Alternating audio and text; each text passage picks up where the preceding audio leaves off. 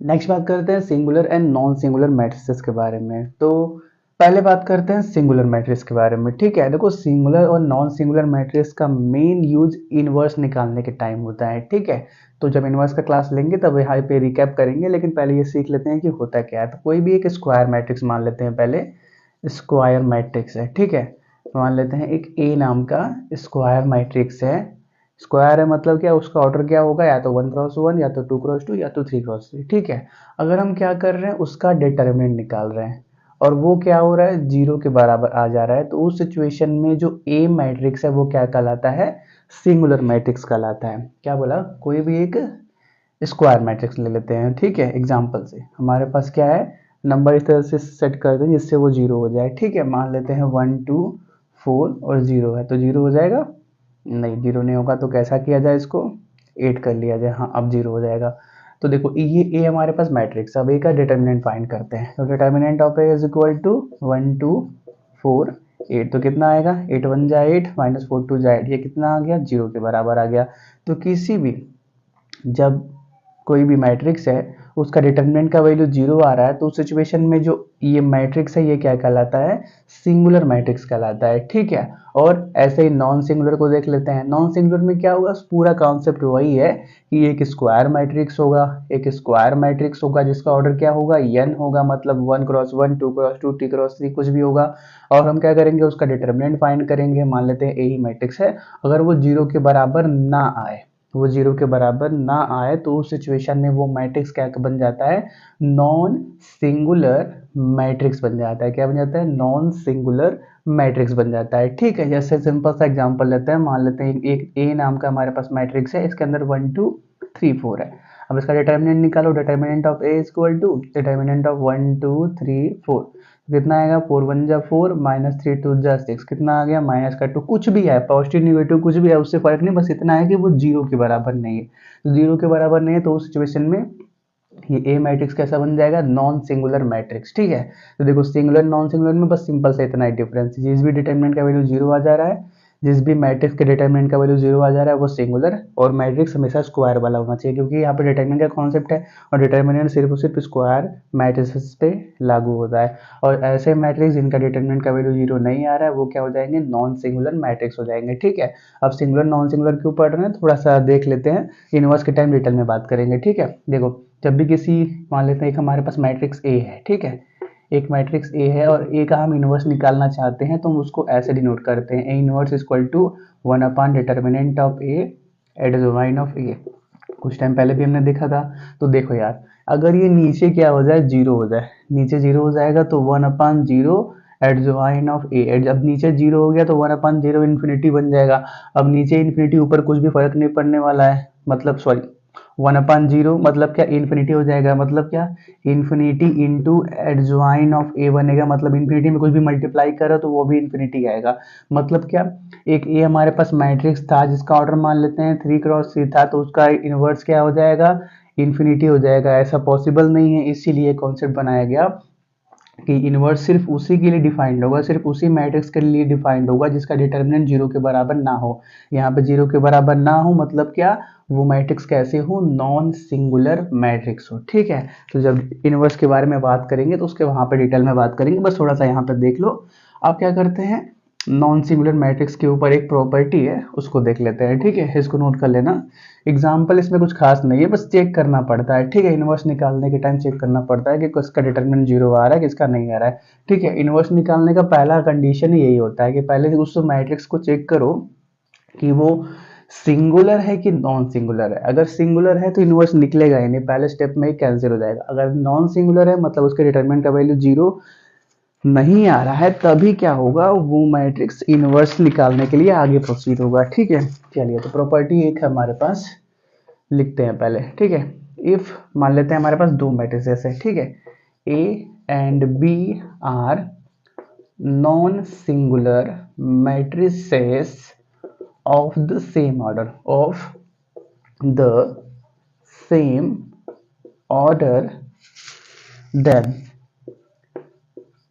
AB and BA are also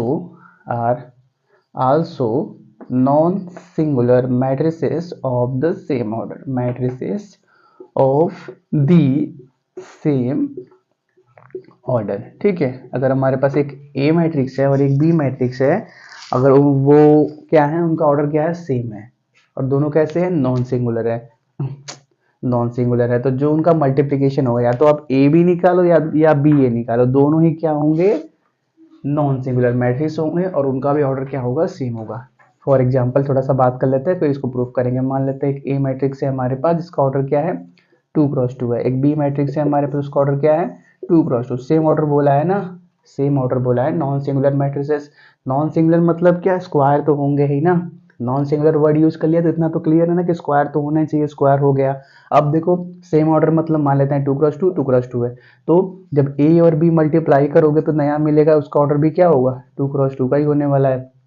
या B ए निकालोगे तो जो नया मैट्रिक्स मिलेगा उसका ऑर्डर क्या होगा, 2x2 ही होने वाला है। मतलब जो ए बी मिलेगा वो बी ए मिलेगा, उनको भी क्या होंगे, सेम ऑर्डर क्यों होंगे, बस हमको इतना दिखाना है कि वो नॉन सिंगुलर होंगे। ठीक है, चलिए इसी को प्रूफ कर लेते हैं। पहले क्या करते हैं, मान लेते हैं प्रूफ। लेट वी हैव एक ए नाम का मैट्रिक्स है, जिसका ऑर्डर मान लेते हैं कुछ 3x3 है, इसी जनरली बात कर लेते हैं, n क्रॉस n मान लेते हैं। ठीक है, और एक बी नाम का मैट्रिक्स है, जिसका ऑर्डर भी क्या है, n क्रॉस n है। n मतलब क्या, कोई भी एक number, real number, sorry real number नहीं, कोई भी एक नेचुरल नंबर, 1 2 3 4 कुछ भी हो। ठीक है, ये हो गया। अब क्या करते हैं, पहले हम ए के बारे में बात कर लेते हैं। ठीक है, तो अगर हम क्या करें, ए का डिटरमिनेंट निकालें, मतलब डिटरमिनेंट ऑफ ए निकालें, तो वो क्या होगा, 0 के बराबर नहीं होगा। क्यों, ऐसे लिखो आप, since A is a non singular matrix, ये बात उसने दे ही रखी है कि ए नॉन सिंगुलर मैट्रिक्स है, तो उसका डिटरमिनेंट कभी भी 0 नहीं होगा। सिमिलरली अगर हम बी के बारे में, बी के डिटरमिनेंट के बारे में बात करें, तो डिटरमिनेंट ऑफ बी भी 0 के बराबर नहीं होगा। इसके बारे में भी क्या लिखोगे, वही बात, since B is a non singular matrix, B भी क्या है, एक नॉन सिंगुलर मैट्रिक्स है। ठीक है, तो उसका भी डिटरमिनेंट कभी क्या होगा, 0 के बराबर नहीं होगा। अब हमने क्या किया, ए बी निकाला, मतलब क्या, ए बी मल्टीप्लाई किया, तो इसका ऑर्डर एन क्रॉस एन, इसका ऑर्डर एन क्रॉस एन, तो जो नया ए बी मैट्रिक्स मिलेगा उसका भी ऑर्डर क्या होगा, एन क्रॉस एन होगा। इसको स्टेटमेंट फॉर्म के अंदर लिख सकते हो ना। यहाँ तक करने के बाद then multiply A B matrix, the order of new matrix will also be equal to n cross n, because order of A is n cross n, order of B is n cross n, therefore order of A B is also n cross n। चलो, तो अगर A हमारे पास non singular है, B भी हमारे पास non singular है, मतलब इसका डिटरमिनेंट भी 0 के बराबर नहीं, इसका डिटरमिनेंट भी 0 के बराबर नहीं है, तो हम क्या बोलेंगे, डिटरमिनेंट ऑफ ए बी भी क्या होगा, 0 के बराबर नहीं होगा। इसके लिए क्या बोलोगे, since determinant of a not equal to 0 and determinant of b is not equal to 0। चलो ये हो गया। अब इनका डिटरमिनेंट 0 के बराबर नहीं है, मतलब क्या, ये क्या है, एक नॉन सिंगुलर मैट्रिक्स का डिटरमिनेंट है, नॉन सिंगुलर मैट्रिक्स का डिटरमिनेंट है।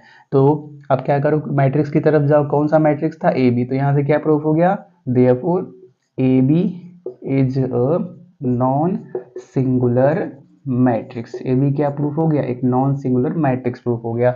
अब सेम काम करते हैं बी ए के लिए। ठीक है, उसको यहाँ पे देख लेते हैं, मान लेते हैं थोड़ा सा लाइट हो गया ना, चेंज करते हैं, कोई बात नहीं।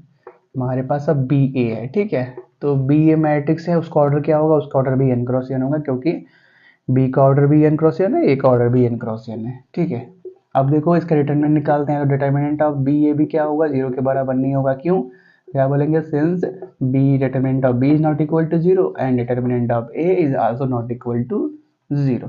तो हम क्या बोलेंगे कि ये क्या है, कि हमारे पास नॉन सिंगुलर मैट्रिक्स का डिटरमिनेंट है, क्योंकि डिटरमिनेंट 0 के बराबर नहीं आ रहा है, तो हम क्या बोलेंगे, therefore B A is also a non singular matrix. यही बात हमको प्रूफ करना था, जो प्रूफ भी हो चुका है। ऑर्डर तो वैसे ही प्रूफ हो गया कि ए का ऑर्डर क्या है, एन क्रॉस एन, बी का ऑर्डर एन क्रॉस एन है, तो ए बी का ऑर्डर भी क्या होगा, एन क्रॉस एन होगा, और सॉरी यहाँ पे भी एन क्रॉस एन होगा, और बी ए का ऑर्डर भी क्या होगा, एन क्रॉस एन होगा, और नॉन सिंगुलर मैट्रिक्स यहाँ से प्रूफ हो गए। ठीक है, इनको आप नोट करो।